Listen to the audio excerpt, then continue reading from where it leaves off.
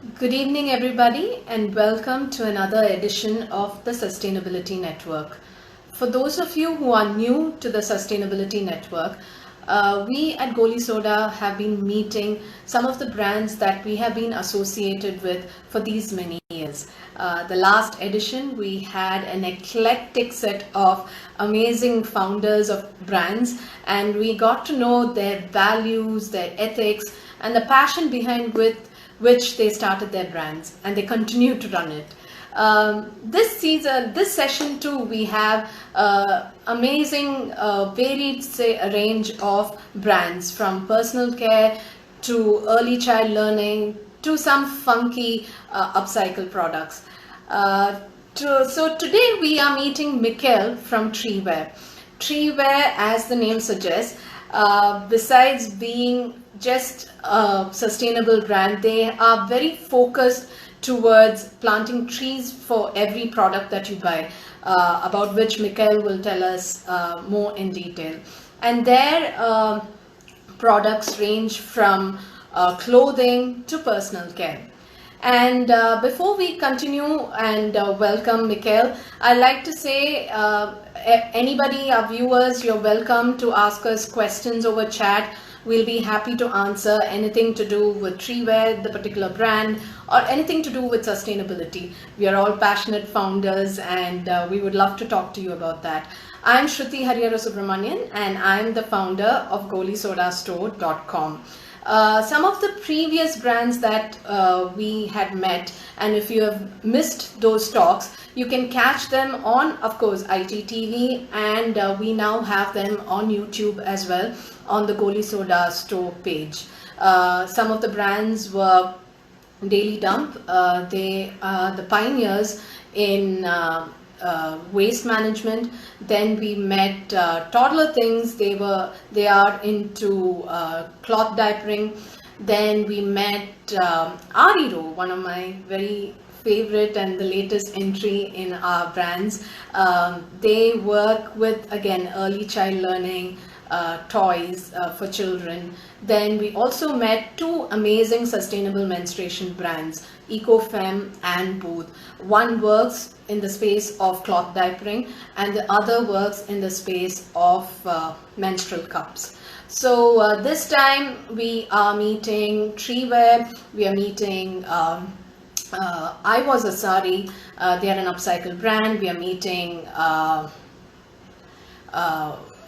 one second,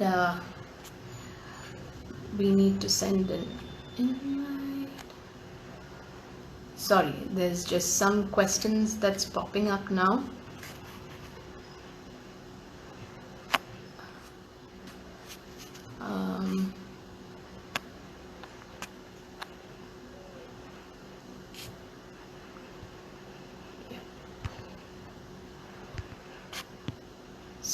So I just invited TreeWear, Mikail, to come on board.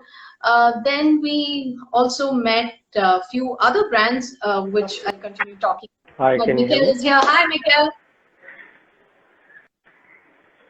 Can you hear me?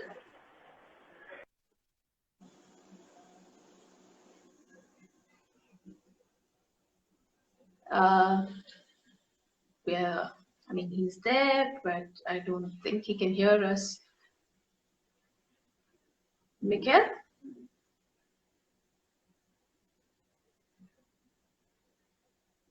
Okay, I'm going to invite him again. Or no, he's back again.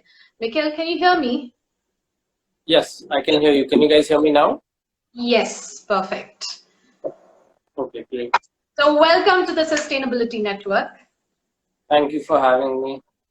And we finally get to meet virtually, having worked for quite some time now. Yeah. So I think you've been one of our now the latest entries in our Goli Soda brands that we are working with. Must be close to about 6 months to a year. Yeah, approximately 6 months now. Okay, great. So let's start straight about how TreeWear happened. I know you have co-founded it with your brother. So Yeah. tell us more about the whole sustainable journey. So Actually, the way that it came about was fairly organic, and it was actually just a conversation between me and my brother. We were both kind of doing different things at the time, and we felt the need, like, of the want to do something where we give back to the environment. For us, it's something that was really important because we had realized the amount of degradation and the amount of issues that we were facing as a consequence of that. So we really wanted to try and do something that would give every person an opportunity to give back to the environment with each purchase of something. So that's where the idea stemmed from. And it just kind of evolved from there. We started out in clothing, and now we've gone on to make personal care products as well that are all natural and that help you give back to the planet by having a tree contribution attached to them. That's great. So could you just tell, besides clothing, what are the other kind of products that you have now? So we make an essential oil-based hand sanitizer. We have a natural deodorant stick. We have a natural insect repellent and natural lip balms. We hope to expand our product range a bit more in the coming months. But honestly, for us, it's also been a learning process to kind of get into these products that and perfect them in a way that we like people to understand that with our packaging and through what goes in the product, there's a whole process for us. So we are trying to expand more into that because we do feel that that is where people need the most help and are willing to make the biggest change. Yes, because that's one thing I like personally about your brand, and that's what made me want you to have in our Goli Soda umbrella, because there are many personal care products right now, and most of them are natural, some even organic, but sometimes they kind of forget about the other impact that it has on the planet when it comes to packaging. And I see your brand is quite conscious about that. So would you like to talk about that, especially for the Deo sticks? I'm quite impressed about how the Deo sticks are completely sustainable. Yeah, so absolutely. I mean, for us, it has always been a very core and important point to have our products and think of them in a sort of cradle to cradle sort of way, which means that it's a completely circular way. How will somebody get rid of the product? What life will the packaging have after the product is consumed? Those type of things are very important for us. So we take an adequate amount of time to make sure that we think about these things, but also at the same time think about the consumer's experience of the product. So for example, the deodorants, it took us a while to get us the tubes that they're in, the paper tubes, because we had to go to manufacturers and tell them, oh, can you make something like this? Because it's not something that was already there in the market. People didn't really understand or use stuff like this for this purpose. So we had to kind of start it and make it that way. So in that way, it kind of took a little while longer for us to get the product out. But the idea was that, look, when you are done with this product, you literally have to, just take off the labels, and you can put the rest in a compost bin. And it's like 99% compostable. And that was the idea, that, look, if somebody wants, most of these things get used once. This, single-use plastics is something that is such a big issue for us right now, that we just thought, okay, let us be slightly ahead of the curve and let us try to innovate these things, because there are ways if you really think about them. So it's just that either laziness or the cost of it, or there's always things that get in the way, and the way people justify it in certain ways. But for us, we really felt that as much as we can do in that regard, keep our product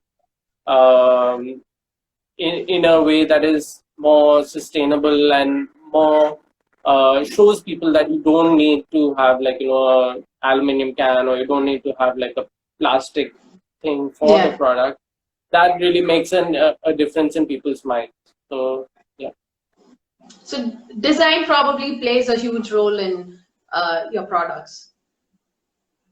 Yeah, it does for sure. I think that it is part of our process, and we do try to think about it for quite a while before even coming out with the product. So it is something that we're quite keen on, and we are pretty how do you say, like, we it is a core part of what we think about. So you were saying about how there are other options, but we really need to think about it because people just probably take the easy way out in whether it's in terms of costing or availability and other such things. So I'm sure when you first started off as a sustainable business, uh, this itself would have been one of the major hurdles that you had to face. So uh, or people would have just probably made you question, is it Absolutely. the right way to go about a business? Talking from a founder of another sustainable business. So I'm very curious about those kind of hurdles that you've met. I mean, definitely, I think, from the point of view where you're trying to get something manufactured or something made, and, you have to go speak to manufacturers and things, and they're not very keen to do something that's out of their norm as well. They do, for them, it doesn't really matter so much if I'm giving them such a small order anyways. They don't feel like it's worth the effort. So that was something that we had to grapple with, and we had to really have confidence in the idea beforehand to be able to make 5,000 pieces to then tell the guy, okay, we will buy 5,000 pieces. So in that way, it has been a challenge. But I think for us, we've always had this thing that, we are constantly thinking about it. So even if we don't start off in the best place, it's not some like we stop thinking about it. We are always in trying to pursue more and better ways to make it more eco-friendly or more sustainable. So I think that is also something that is a driving factor in what we do. But apart from that, I think, yeah, it has been challenging, but we are up to the challenge so far.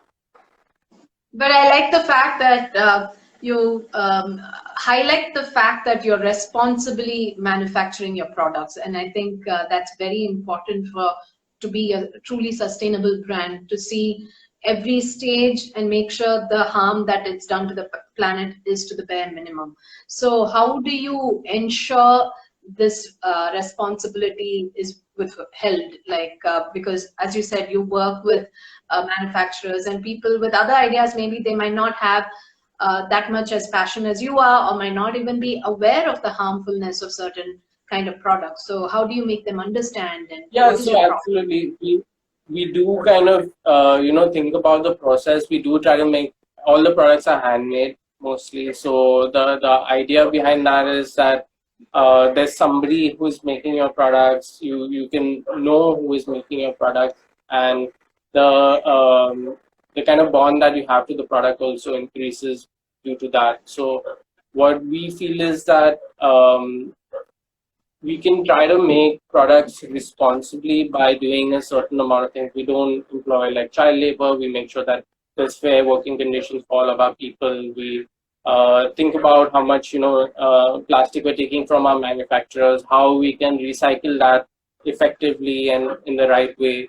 So it's all a lot of small initiatives that we try and implement. Like, we try to use a natural soap to clean our dishes after we're done making the product. So it's just small things, and the idea is that if we are comfortable putting out a product like this out there, that's like then comes the scale. So we basically just need to be comfortable and get intimately familiar with each aspect of the business to try and better understand how we can lessen our impact and even then maximize like a good impact that we're having. So That's great. So what is your R&D process like? How does it go about? so it kind of really depends on what we feel or what, like, through our journeys into like a zero waste and sustainable lifestyle, we have found, or we have gotten to some points where we found hurdles, and we've like done some research or seen around, there's certain products that are around, and once you really go and you see what is in those products and start reading labels, that's when you actually start to worry. I think all of us have grown up and we've always had this thing. You look behind the shampoo bottle and you won't know even three of the ingredients that are in it. So we just felt that, look, there's so many products like that out there. Let us try and make some products that people can understand what is on the back of the label, and then once they see that, they're like, okay, fine, like they know what is in their products.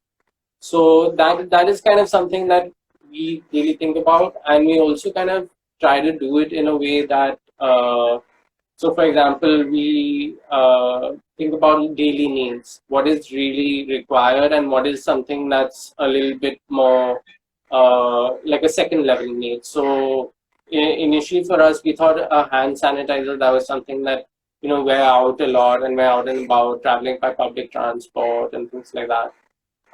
So we just got this idea that, look, let us make something that we can try to do that. And we know so many people, parents who are using this for like kids and things like that, and not really knowing the harmful effects. So we've done some study into like the microbiome and how killing the microbiome can affect somebody's health, and particularly for kids and things. So then we were like, okay, let us try and come up with our own formulation, because we had just recently discovered the power of essential oils. So we thought that, okay, let's get some essential oils that we feel would be able to use it. Then we put it through testing, packaging, and then we got it out to people. So we do have a kind of fairly long process where we even test it out with small batches of people, get their feedback, get their understanding, and then we kind of move forward until we get the product.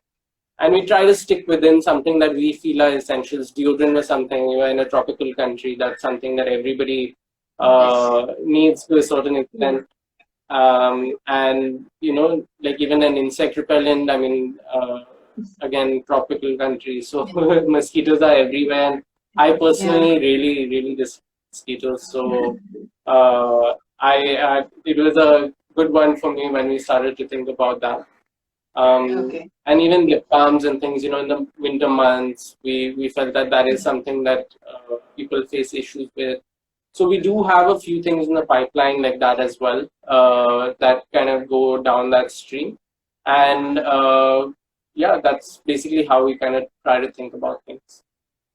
So you brought up the subject of hand sanitizers, and now that's the topic in everybody's house, thanks to the virus now. So tell us more about the hand sanitizers. I know they are alcohol free, and but how safe is it in a current situation that we are all facing? So basically, our hand sanitizers are completely alcohol free. They're paraben free. They're sulfate free. They're made using only food grade ingredients. And the idea behind that is that we feel that if it's safe enough to put it in your mouth, it's definitely safe enough to put on your body. So that's why our preservation system and all is food grade in that case. But the thing is, right now, for the COVID situation, there's no data to support, like there are antiviral essential oils. So, there is data to support antivirality by the essential oils, some of which we're using. But the thing is, there's no direct correlation. So we've always tried to stay away from any claims saying that can be used for this purpose. In this case, being a medical thing, it definitely is better to err on the side of caution. But that being said, for daily lifestyle, for somebody who's staying at home, who's not venturing out too much, and in daily life pre-COVID, what we were kind of promoting it for is it's a daily sanitizer. It's something that helps you moisturize your hands. It helps you keep your hands clean, and it can be used by kids. So, you don't have to worry about overuse or misuse or any of those type of things.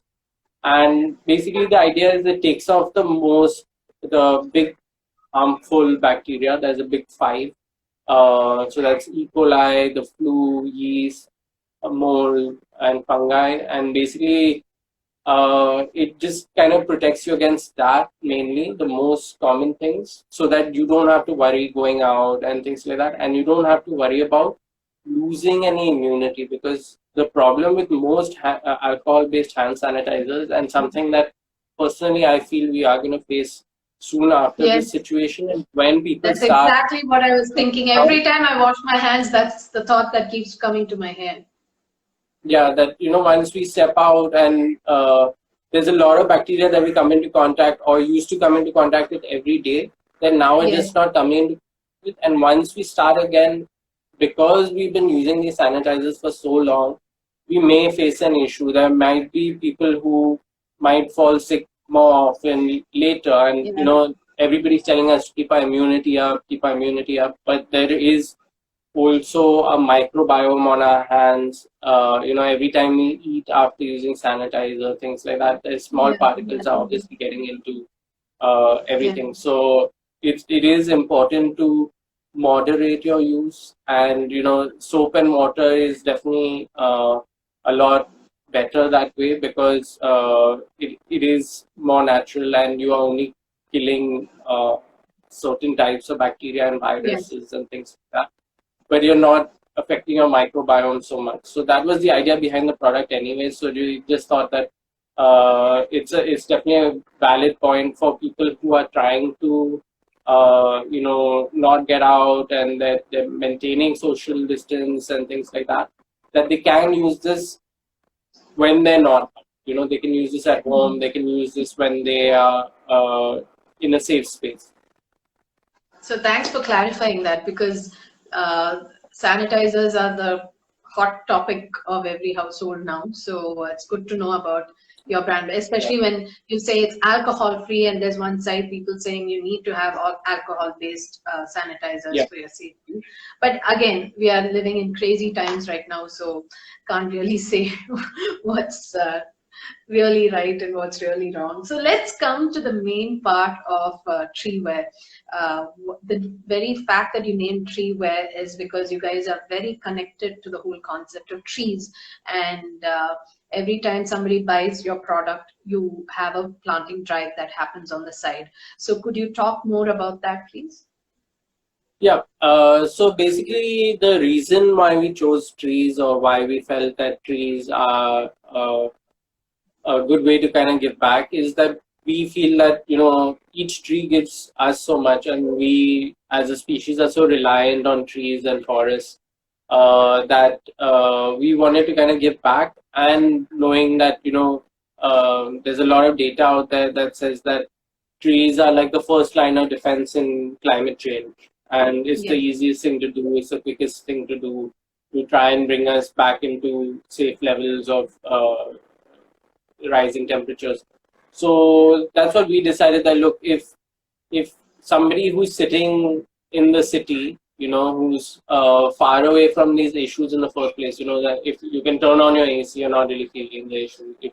But in the rural areas where people don't have money, and people are they really do have to suffer, we thought that if we can do something where somebody who's sitting in the city can help the whole situation just through the things that they buy, that would be a great way to show people that that their purchase is actually their vote for a certain way of life, or promoting a certain idea. So that's why we chose trees. And the way that it works is that for each product that we sell, we have a certain amount that's earmarked towards the trees. And so for each product that we sell, it's about a quarter tree. The larger products are one full tree, the t-shirts, etc. But the smaller products, due to their size and the price and things, we're able to earmark about a quarter of a tree for each product.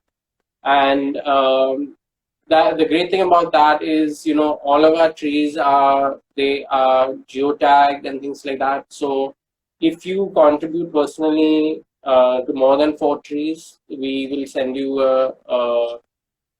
a tree code, a unique tree code. So it's a geotag of your tree, and then you can see which project it's been planted in, what the outcome of the project what plants are there, why we wanted to do it out there. And yeah, so it's really nice. It helps people connect to their purchase a little bit more. And the reason why we kind of did it is we also feel that with each purchase, somebody understands that they are helping to contribute towards something better, and it's a change. So as long as they keep buying the products, their contribution also increases. And they say that I think each person needs to plant two trees or two trees in their lifetime to like provide for the oxygen that they consume. So Okay. that was also something that was pretty nice. So you are also doing that. You're also helping people in rural areas through they help us plant the trees. So we do it through an NGO called Grow Trees, and they Okay. help us plant. They get the rural people to help plant the trees. So even they get the money for planting the trees. So you are Okay. helping to stimulate the economy in these places as well. Lovely. And are these tree plantings done in specific parts in India or all over India? So mostly they're done on government lands. The way that the trees are chosen and all of that is based on the location. And the organization that we work with, Grow Trees, they do work with the government to identify and locate and get the trees and get the local people involved. So it's a very kind of wholesome process that for us also allows us to kind of manage our costs neatly and do all of that. So it is kind of specific to each area, and there are constantly new projects around the country. So it is something that we kind of look into from time to time and say, okay, this is a product that we feel aligns with what we are doing, and we kind of move through that and pick the projects and contribute based on the same.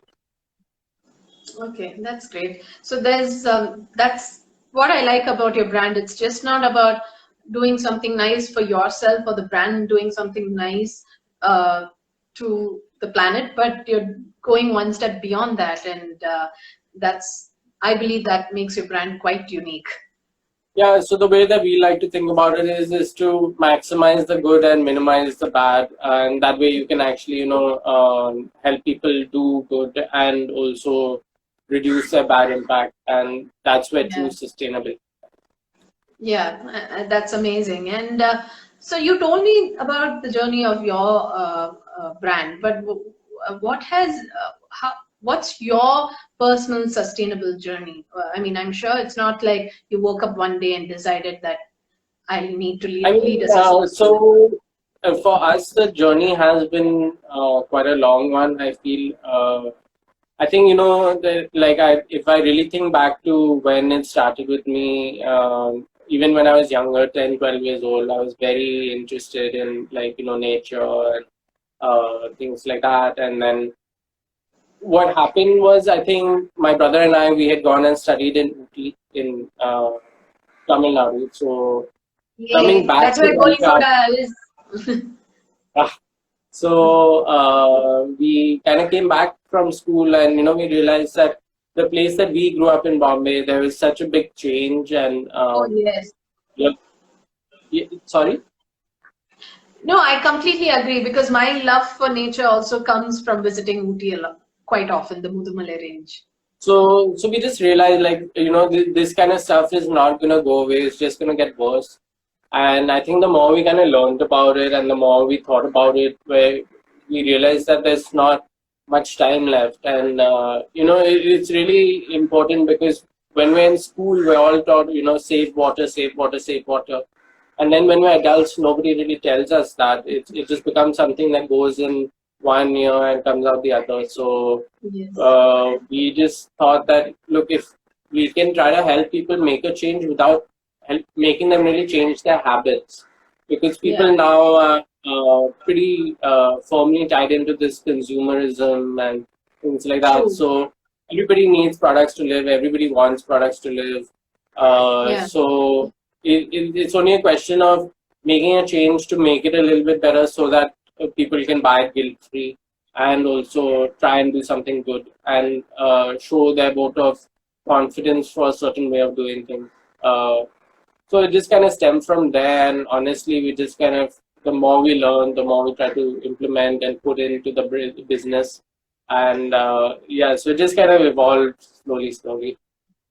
Yeah, I always believe you can never be 100% sustainable, and also feel it's every continuous learning process, because Oh, you think you know absolutely. everything, and the next day you realize that, oh my God, you're doing something else that's actually harmful to the planet, and you try correcting that. So it's like a Yeah, continuous process. yeah, absolutely. And I think that the only mistake that people make in this regard is to think that they don't matter in this equation, right? So I think even if you try something, you do it for a few weeks or whatever, and then you stop doing it. Even those few weeks that you tried it and you did it, that is also some sort of consolation. You have Yeah. say put taken this much out of the landfill, or you have saved yourself drinking X many water bottles or whatever. So it is kind of an imperfect thing, and I believe in our generation it is going to be something like that. Everybody is just going to make a small difference. So there's, you can stop eating meat, or you can travel by public transport, or you can start walking more. These are all things that, in a small way, help you kind of realize that, okay, you are making a difference. And buying is also one more way. So we felt that, okay, without making people really change their habits, if we can really help them, that was something important. Yeah, I think what you said is completely true. And even if, suppose you do something that is actually probably not truly eco-friendly, I think being just aware that what you're doing right now is harmful to the planet, or maybe the next time I won't do this itself, is a small change to leading a sustainable life. Oh That's yeah, how I do. absolutely. Yeah, I think just that consciousness, that once you really start, or you're using or anything like that, that's when you like, okay, you realize that, let me just hold on to this one water bottle and see how many times I can refill it before I chuck it. That it's a small thing like that, but every time you do something like that, it really does. It's an imperfect journey, but it's a journey nonetheless. Yeah, I think the whole thing is just more about learning and being more aware. And I think businesses like ours should probably help people to be aware and educate. And sometimes, even as a person who's running a sustainable business, I think this whole series of doing the sustainability network, like talking to you, I might be catching on to two, three things that I would have missed out otherwise to lead a sustainable journey. So I think it's a continuous learning process, and it's just about being aware. I think primarily that's the first thing that we need to be. So just to wrap up, Mikhail, I have a standard question that I ask everybody before I sign off. So this lockdown, I think, or continuing to be in lockdown, like in places like Chennai, we are still continuing to be in lockdown. This last few months has changed all our lives, to the better, to the worse, but it definitely got us thinking. And one part of it, of course, is, as I said, being a little bit aware of things that we were probably taking things for granted. So there's definitely been a whole change in the way we are thinking. So I like to know, what is it, how is it been for you personally, and also professionally? I'm sure this period also was a good period for most of us businesses to think, look at the way we are doing business and stuff like that. So how has it been personally and professionally? So honestly, things were very busy before the lockdown, so it was a big change initially. It was initially welcome, but then, as things dragged on and it became longer and longer, I really started to question some things, and start to think about the future and how to continue running a business while being in this situation. Luckily for us, I think we were in a decent position when the lockdown started, so we were able to resume a little bit here and there, and we're still kind of in the middle of that. But I think personally also this has really helped me understand more about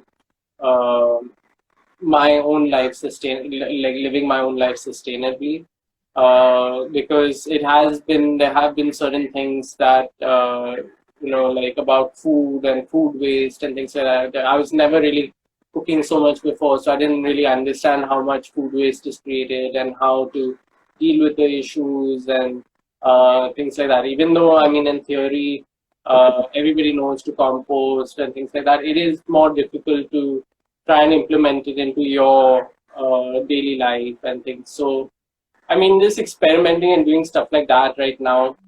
Now is a great time to try all of this because you have the time. You can put your whole 100% into uh, doing this stuff, and luckily there are people like Goli Soda who are selling this stuff online, this sustainable stuff.